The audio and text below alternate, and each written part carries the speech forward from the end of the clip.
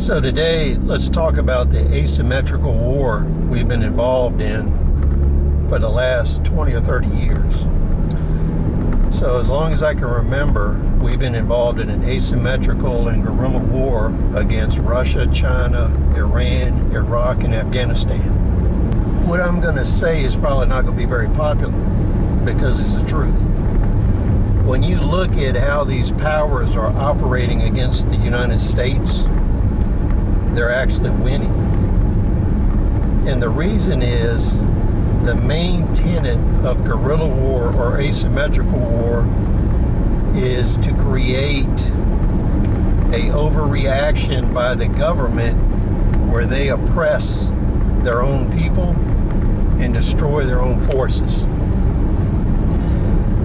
So when you go back to 9/11 and you look at 9/11, you see that the Patriot Act, the woke culture, critical race theory, critical theory, all of this went into high gear following that.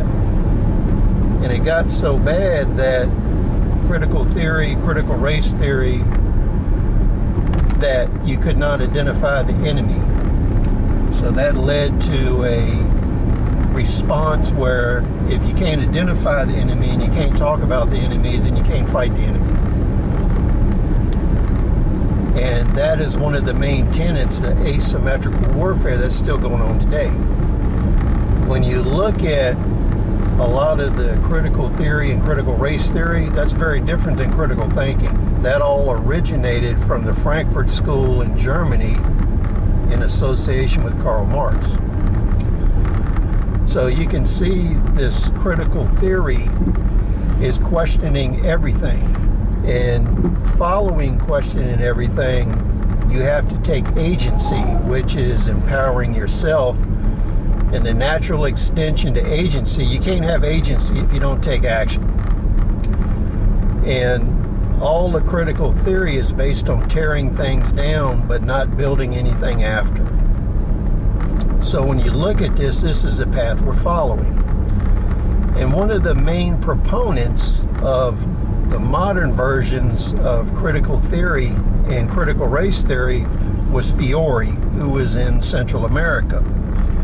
And he wrote a book on it, which is one of the main books that's used in teaching education at the college level and also at the graduate level. So of course I had to read all this material when I was in graduate school.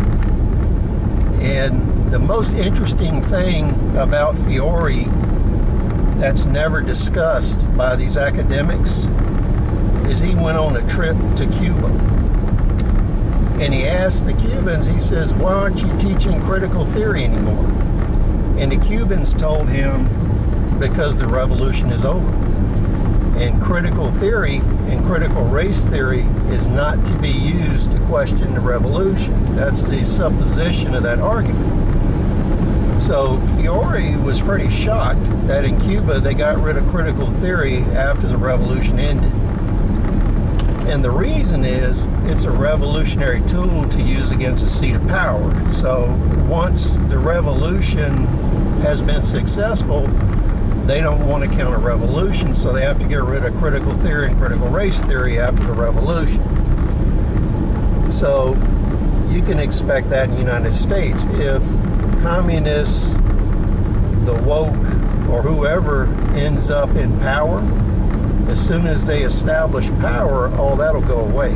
And anything that is anti-government will be counter-revolutionary. That's how it'll be defined. So when we're looking at this, these forces have been very successful in getting the U.S. government to overreact to all these emergencies and attacks and oppress the population, because you've seen a mass disintegration of all the rights that you have, the right to privacy, all of the civil forfeiture actions, the monitoring of the financial system, the woke culture, the limiting of freedom of speech on the internet and in public. And when you get down to this, you see that we live in a very oppressed society, which didn't exist when I was a kid. And most of the people alive today are not old enough to have known what the United States was like prior to the current culture we have. So when we're thinking about this, all of the efforts of the Biden administration toward gun control, woke culture, social change, packing the Supreme Court, all of this is based out of critical theory and critical race theory. And this will only be used for them to gain power. And once it's over, then all that goes away. And they just have a raw dictatorship. So when you see these elements in action, don't be surprised and don't be fooled. Eventually, people will find out what the truth is, but in most cases, it's too late. So please comment, rate, subscribe. We'll see you on the next video.